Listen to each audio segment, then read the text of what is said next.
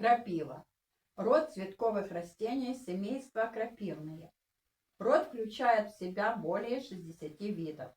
Наиболее известны два вида крапивы. Крапива двудонная жгучая и крапива глухая или собачья. Листья крапивы двудонной в разы больше, чем крапивы глухой. Особенно с мая по июль крапива входит в свою самую силу. Собирают крапиву в мае, начале июня. Если на вашем участке обильно растет крапива, значит почва там плодородная и богатая азотом. На земле, где много лет росла крапива, не требуется никаких удобрений. Все растет, как на дрожжах, и в теплицах тоже. Крапива содержит железо, тубильные вещества. Она богата витаминами А и бета-каротин, мощным антиоксидантом, необходимым для здоровья глаз и кожи, витаминами группы В, В1, В2, В3, В6, фолиевая кислота, поддерживающими нервную систему, нормализующими уровень сахара и улучшающими обмен веществ, витамином К, отвечающим за нормальную свертываемость крови и укрепляющим стенки сосудов. Крапива богата витамином Е, защищающим клетки от окислительного стресса и преждевременного старения. В составе крапивы витамин С, аскорбиновая кислота. По содержанию витамина С крапива превосходит лимоны, черную смородину, киви. Содержание витамина С в крапиве в 2 раза выше, чем в лимонах, и в 10 раз выше, чем в яблоках. Витамин С способствует формированию коллагена, важного для укрепления кожи головы и волос. Помимо витаминов, растение богато железом, помогает при анемии, при дефиците железа. Крапива богата минералами, в том числе кальцием, калием, фосфором, магнием, натрием. В крапиве также немало других полезных элементов: медь, цинк, фосфор, фитонциды, хлорофилл. По содержанию растительного белка крапива сравнима с бобовыми, а углеводов в ней столько, сколько необходимо для нормального функционирования организма. В крапиве содержится каротин, каротиноиды, барий, сера, марганец, алюминий, молибден. Содержание каротина выше, чем в щавеле, моркови и облепихе. В медицине крапива оказывает успокаивающее действие на нервную систему. Обладает мощным кровоостанавливающим, противовоспалительным и ранозаживляющим действием. Глухая крапива или белая яснотка – женская крапива. Ее листья имеют много каротина и витамина С. В лечебных целях используют ее цветы. Она есть одной из наилучших кровоостанавливающих средств при носовых, легочных, геморроидальных и матковых кровотечениях. Эту крапиву называют женской. Она чудесно регулирует менструальный цикл, помогает при женских днях и снимает болезненные менструации. Глухую крапиву используют против разных воспалительных процессов и разных проблем с кожей, экзема, дерматит. Также она имеет свойство заживлять раны. Она имеет также седативное свойство, отхаркивающий эффект. В лекарственных целях используют цветы, реже наземную часть растения, при этом измельчая ее. Кроме этого, растение помогает в лечении процессов мочеиспускательной системы, уретриты, циститы, пиелонефриты, а также и гломерулонефриты. Способ применения. 1 столовая ложка сухих или свежих цветов на 250 мл кипятка. Настоять до охлаждения и применять 3-4 раза в сутки по 50 мл. Все великие врачи древности, от Гиппократа до Галена, Авиценна и Парацельса, использовали крапиву в своей практике. Рецепты лекарств, в состав которых входит крапива, можно найти в самых богатых архивах мира. В древние века говорили: 1 крапива заменит 7 врачей. Эта трава была универсальным лекарством от многих болезней. В магии крапива – это мощный символ защиты, очищения и возврата негатива. Она входит в двадцатку магических растений, которые используются в белой магии для защиты от негатива и чернокнижного нападения. Ее огненная энергетическая сила используется для разрушения злых чар, для создания оберегов, наделения человека смелостью. Максимальной антидемонической силой обладают ритуалы, проведенные на растущей луне или в дни летнего солнцестояния. Наибольшую силу крапива входит при растущей луне. Однако, чтобы это растение стало вам помощником, его необходимо рвать непременно самостоятельно, не боясь и не злясь на ожоги. Накануне Ивана Купала или Духова дня в качестве оберега от ведьм, колдунов, леших, нечистой силы раскладывали крапиву на окнах, на порогах, вешали на дверях домов. У крапивы прекрасные защитные свойства. Ее можно разместить у входной двери дома, можно носить с собой в сумке, если опасаетесь зависти и порчи. Можно делать энергетическую чистку дома, положив в каждом углу несколько веточек и оставив их на сутки. Креативными вениками из крапивы подметают пол в доме, чтобы прогнать злых духов и вымести негативную энергию. Вениками из крапивы можно обмести весь дом с целью очищения денежного потока, если есть застой в делах. Если на растущую луну сделать ритуальный веник и вымести по часовой стрелке все комнаты, можно удалить всю нечисть из дома. Еще можно положить пару листиков в кошелек. Из стеблей крапивы сплетали коврики для прихожей. Считалось, что если человек пришел в дом с нехорошими намерениями, то, постояв на крапивном коврике, он утратит всю свою силу. Окуриванием веточкой крапивы снимают глаз. Крапива обладает довольно сильным магическим потенциалом. Наибольшую силу имеет взрослая, но еще не старая крапива. Листья ее подкладывали под подошвы ботинок или сапог, чтобы нечисть не смогла утащить человека в свой мир. Дым тлеющей сушеной крапивы используют для очищения помещения и ауры. Засушенная трава, зашитая в небольшой красный мешочек, работает как личный щит от чужой зависти. Крапиву называют ведьмовская трава или трава ведьм. Ведьмы часто используют ее в своих магических снадобьях.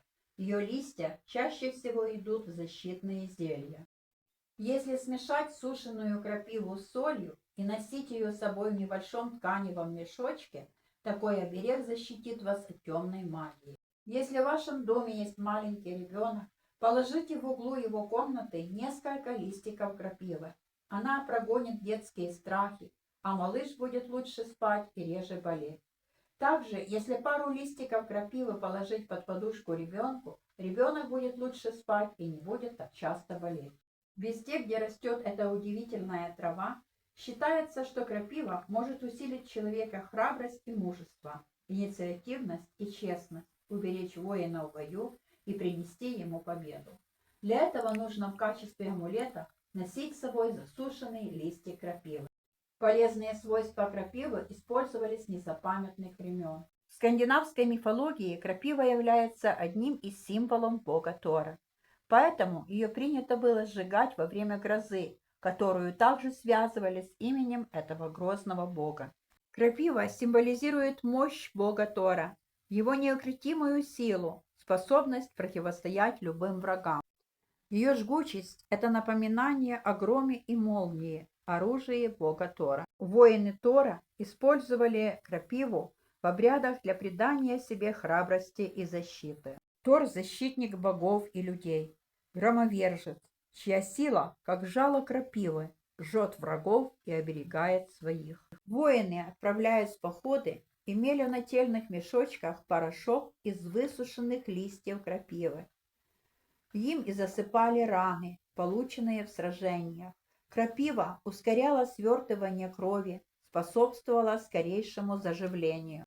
Жжет, как крапива, значит, делает сильнее. Датчане верят, что крапива вырастает там, где похоронены эльфы. Греки считали крапиву афродизиаком. Она входила в состав любовных напитков. В аграрных обрядах использовались охранные процедирующие свойства крапивы. В посевное зерно серпов клали корень крапивы, который после сева закапывали посреди поля.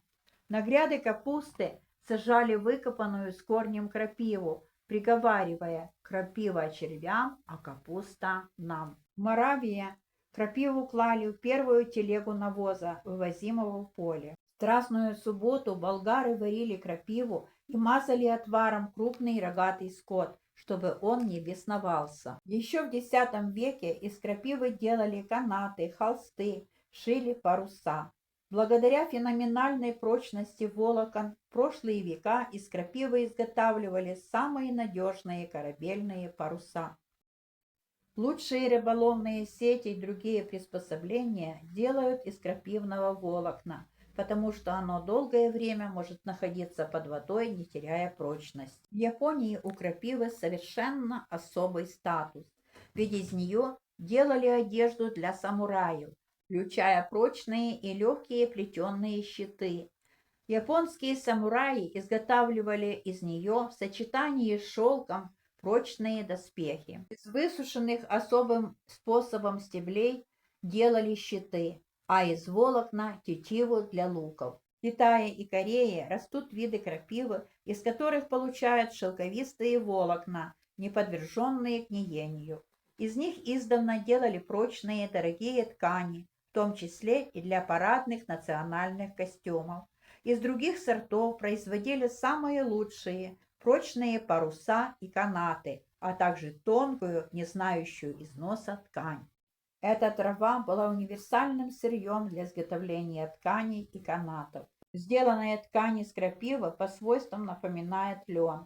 Во время войны немецкие солдаты шили обмундирование именно с крапивы. Из крапивных волокон испокон веков делали сито, через которые просевали муку и процеживали мед.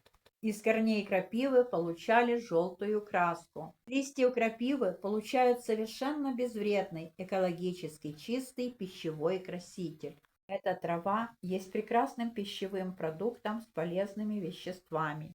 В голодные годы крапива спасла множество жизней. Как только на пустырях и прогалинах появлялись первые нежные побеги травы, ее собирали и готовили множеством способов. Молодые листья активно используют в пищу ранней весной. Из них варят зеленые щи, суп, каши, делают начинку для пирогов, витаминные салаты и добавляют крапиву в омлеты, делают чай, выжимают из них сок, делают квас. Из крапивы готовят не только супы и салаты. Оказывается, существуют рецепты, уходящие вглубь веков. В Боснии, например, на Пасху причащались вином и хлебом по-христиански, а потом обязательно вином из крапивы. А в некоторых монастырях по сей день варят крапивное вино. В некоторых странах из крапивы сегодня делают вино. К примеру, в Англии, чтобы приготовить 3000 литров этого напитка, понадобится всего 40 килограмм листьев крапивы. Также из крапивы там варят и пиво. Используется крапива и в производстве сыра, в частности популярного сорта гауда. Крапиву веками использовали в уходе за собой. По содержанию биологически активных веществ это абсолютный чемпион среди привычных нам растений. Флавоноиды, хлорофиллы, витамины, минералы, кислоты, целый набор молекул, за косметику с которыми мы платим немалые деньги. Народных рецептов с крапивы огромное количество. В каждой мамы, бабушке, в каждом регионе есть свои традиционные способы использования крапивы в уходе за лицом и волосами. Из молодого растения делают маски и спиртосодержащие лосьоны для лица от прыщей, угрей, воспалений. Маски из свежей крапивы можно применять для осветления веснушек и пигментных пятен. Для этих же целей подойдет тоник или косметический лед из крапивы. С древних времен крапиву использовали как средство, укрепляющее волосы. Для укрепления лучшего роста волос готовят настои и отвары. Крапива может помогать при выпадении излишней сальности. Отвары из крапивы полезны для укрепления волос. Крапива входит в состав средств для ухода за волосами. Можно также принимать и ванну. Такие процедуры избавляют от плохого настроения, тревожных мыслей, приносят умиротворение и спокойствие.